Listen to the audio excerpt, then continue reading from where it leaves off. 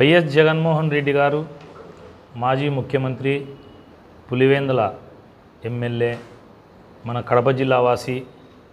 ఆయన అధికారం కోల్పోయిన తర్వాత కడప జిల్లాకు వచ్చినది చూస్తుంటే ఇండ్లంతా కాలిపోయినాక దాంట్లో ఉండే సామాన్లు ఎటగాలిపోయినాయి అని చూడనీకి వచ్చినట్టుగా ఆయన తీరు కనపస్తుంది. నేను జగన్మోహన్ రెడ్డి గారిని ఒకటి అడగదలుచుకున్నా. ముఖ్యమంత్రిగా ఉన్నప్పుడు ఎన్నిసార్లు జిల్లాకు వచ్చినావు? కేవలము క్రిస్మస్ పండగకో లేకపోతే జయంతులకు వర్ధంతులకు తప్ప ఏ రోజు కూడా కడప జిల్లా అభివృద్ధి పట్టించుకోలేని వ్యక్తి సొంత జిల్లావాసి ముఖ్యమంత్రి అయ్యి బహిరంగంగా నేను ఎన్నోసార్లు అడిగిన 10 మంది ఎమ్మెల్యేలు కానీ 2 ఎంపీలు కానీ మీరు రాండి, ఇంత అవకాశం సువర్ణ అవకాశం ఇచ్చినా కూడా మీరు పనిచేయలేదని అడిగితే కడప జిల్లాకు స్టీల్ ప్లాంట్ తేలేకపోతేవి, ప్రొద్దుటూరు మెడికల్ కాలేజ్ తేలేకపోతేవి, ప్రొద్దుటూరు ఉన్నటువంటి పాల కేంద్రం తెరిపిలేకపోతేవి, చెన్నూరు షుగర్ ఫ్యాక్టరీ తెరిపిలేకపోతేవి, ఒక్క చిన్న పరిశ్రమ కానీ మధ్యతరగతి పరిశ్రమ కానీ లేకపోతే ఒక భారీ పరిశ్రమ కానీ ఒక 100 మందికి ఉద్యోగాలు ఇప్పించే పరిశ్రమ ఏదైనా 5 సంవత్సరాల మీ ముఖ్యమంత్రి పాలనలో చేసినావా? మళ్ళా విడ్డూరంగా ఉంది, ఓదార్పు యాత్ర చేస్తాడంట. ఎవరిని ఓదార్చేదానికి? ఓదార్పు యాత్ర ఏంది? నీ డ్రామాలు ఏంది? ఈ స్టంట్లు ఏంది? సొంత జిల్లాలో 10కి 10 సీట్లు ఇచ్చిన జిల్లాలోనే నువ్వు ఏమీ చేయలేక, రాష్ట్రానికి ఏం చేయలేక, కేవలం కొడాలి నాని లేకపోతే వల్లభనేని వంశీ ఇట్లా వాళ్ళని పెట్టుకొని చంద్రబాబు నాయుడు గారిని, లోకేష్ గారిని వ్యక్తిగతంగా టార్గెట్ చేయడము. జిల్లాలో వచ్చేసరికి నాలాగా ఎంతమందిని బాధించినారు, ఎన్ని కేసులు పెట్టినారు? నా పైన 2 సార్లు అక్రమ కేసులు పెట్టి జైళ్ళకు పంపించి హింసించి మా కుటుంబాలను తిట్టించి మా కుటుంబాల మనోవేదనకు గురి. ఈరోజు అవన్నిటికీ దేవుడిచ్చిన తీర్పుగా మాకు అనిపిస్తూ ఉంది. ఆనందంగా ఉంది. జగన్మోహన్ రెడ్డి గారికి లాస్ట్కు ప్రతిపక్ష హోదా కూడా ప్రజలు ఇయ్యలే. ఒకటే చెప్తున్నా, విలువలతో కూడుకున్న రాజకీయాలు చేయాలా, క్యారెక్టర్ ఉండాలా, కమిట్మెంట్ ఉండాలా, హుందాతనం ఉండాలా, ప్రతిపక్ష పార్టీలతో కూడా కలిసి పనిచేసేలాగా హుందాతనం ఉండాలా. ఇవన్నీ చేయకుండా జగన్మోహన్ రెడ్డి గారు జిల్లాకు వచ్చిపోవడం చూస్తే విడ్డూరంగా ఉంది. ఆయనకు జిల్లాకు రావడం చూస్తా అంటే ఇందాక చెప్పినట్టు అప్పుడు ఒక సామెత చెప్పేవాడిని నేను, ఎప్పుడు అధికారంలో ఉందని చెప్పేసి ఇష్టం వచ్చినట్టు విర్రవీగితే ఈరోజు రోడ్డును పన్నారు. కాబట్టి నేను జగన్మోహన్ రెడ్డి గారు జిల్లాకి ఏం చేయలేదు, ఆయన జిల్లాకు రావడమే వేస్ట్. ఇంకా ప్రొద్దుటూరు నియోజకవర్గంలో నేను ఎప్పుడూ చెప్తానే, మాజీ శాసనసభ్యుడు కాబోతున్న రాచమల్లు ప్రసాద్ రెడ్డి గారని ఆయనకు ఎన్నోసార్లు చెప్పినా వినలే. అహం తలకెక్కి ప్రవర్తించి ఆ రోజు నేను క్లియర్గా చెప్పిన, అహం తలకెక్కినప్పుడు ఒకసారి శ్మశానం వైపు చూడు, నీకంటే పెద్దోళ్ళు పడుకున్నారని. ఆయన కూడా ఇష్టానుసారం మాపై దాడులు చేపించడము, మా పైన కేసులు పెట్టడము, మా కుటుంబాలని తిట్టడము, వాళ్ళ చెంచాలను పెట్టుకున్నారు. ఇప్పుడు ఆ చెంచాల అడ్రస్సులు తెలియడంలే, ఏడుండారో తెలీదు. ఇప్పుడు నేను ఆ రోజు ప్రతిపక్షంలో ఉన్నా, అధికార పార్టీలో ఉన్నా కూడా ప్రవీణ్ అనే వ్యక్తి ప్రజల పక్షాన ఉన్నాడు, ప్రజల కోసం ఉన్నాడు. అసలు పొద్దుటూరు ఎమ్మెల్యేగా పనిచేసిన రాచమల్లు ప్రసాద్ రెడ్డి ఎంత పిరికోడంటే, సంవత్సరం రోజులు నేనేం మాట్లాడనంట. గుర్తుందా రాచమల్లు ప్రసాద్ రెడ్డి? నువ్వు అధికారంలో ఉన్నప్పుడు నీవు గవర్నమెంట్ ఫామ్ చేసిన కొత్తల్లోనే నేను వచ్చి నువ్వు చేసిన తప్పులు కానీ ప్రజలకు అవసరమేంటి ప్రశ్నించిన.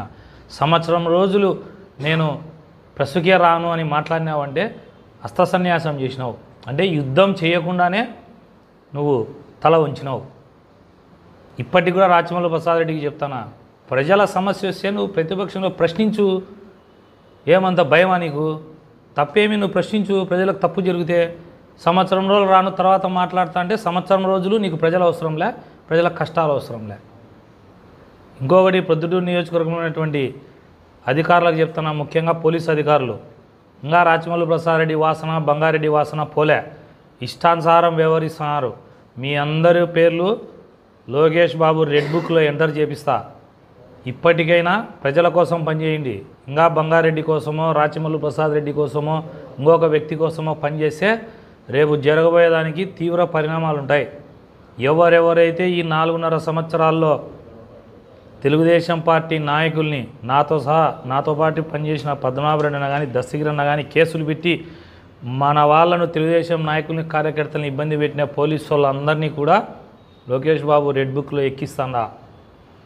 ఇప్పుడు వచ్చే అధికారులు కానీ కొన్నిటి అధికారులు కానీ మీ వల్ల చంద్రబాబు నాయుడు గారికి కానీ లోకేష్ గారికి కానీ చెడ్డ పేరు వచ్చే ఒక్క పని చేసినారా? మీ ఆఫీసుల కాడికి వచ్చి నేనే మీ బండారాలని బయట పెడతా. ఒకటే విజ్ఞప్తి చేస్తాను అధికారులకి, అన్ని శాఖల అధికారులకు, ఇట్లు పోలీస్ కానీ మున్సిపల్ కానీ ఇంకొక రెవెన్యూ వాళ్ళు కానీ అందరికీ చెప్తానా, చంద్రబాబు నాయుడు గారికి లోకేష్ బాబు గారికి చెడ్డ పేరు వచ్చే పని చేస్తే మీ తాట తీస్తా. ప్రజల కోసం ప్రజల పక్షాన పనిచేయండి.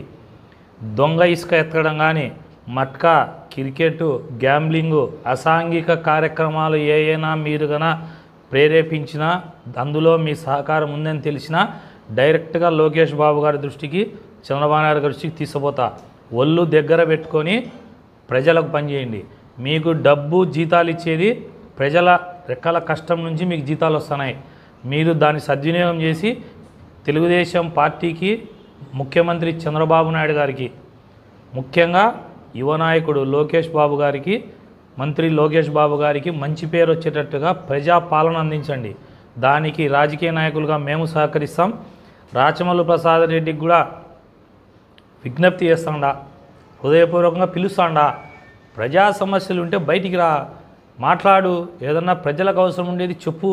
సంవత్సరం రోజులు నేను రానని దుప్పటి కప్పుకొని ఇంట్లో పండుకుంటావా? నాయకుడివా నువ్వు? నేను పనిచేసిన, నువ్వు నాకు ఎన్ని పోలీస్ కేసులు నాకు ఎన్ని ఇబ్బందులు పెట్టినా కూడా ఆ రోజు ప్రజల్లో ఈ తప్పు చేసి తప్పని ప్రశ్నించా రాచమల్లు. అంతలోనే పోయి నేను సంవత్సరం రోజులు రానంటే సంవత్సరం రోజులు నీకు ప్రజలు కాబట్టదా? ఇటువంటి నాయకుడికి నీకు జగన్మోహన్ రెడ్డి సీటెట్ ఇచ్చాడు నీకు. అప్పుడంతా ఎగిరెగిరి పడినారు కదా ప్రెస్ ముందరికి వచ్చి ఒక్కొక్కడు. యాడిమినారు మీరంతా? ప్రజలు ఆగ్రహం ఇస్తే మీ బతుకు యాడికి వస్తుందో తెలుసుకోండి. ఇప్పటికైనా ప్రేమ ఆప్యాయతతో పనిచేయండి. నిజంగా తెలుగుదేశం పార్టీ నాయకులు కానీ కార్యకర్తలు కానీ ఎవరన్నా తప్పు చేస్తే మీరు అడగండి తప్పు చేసినారని. మేము కూడా ప్రతిపక్షంలో ఉన్న వాళ్ళు ఎవరన్నా అడిగితే తప్పులు సరిదిద్దుకొని ప్రజాపాలన అందించాలనేది మా కాన్సెప్ట్.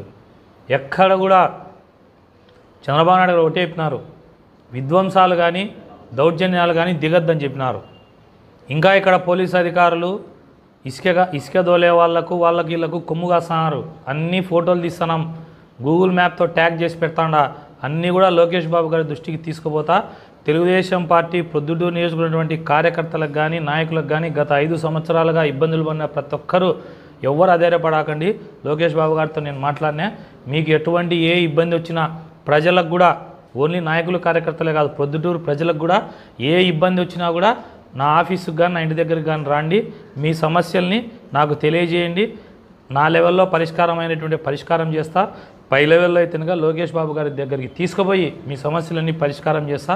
ప్రవీణ్ అనే వ్యక్తి ప్రజల పక్షాన ఉంటాడు.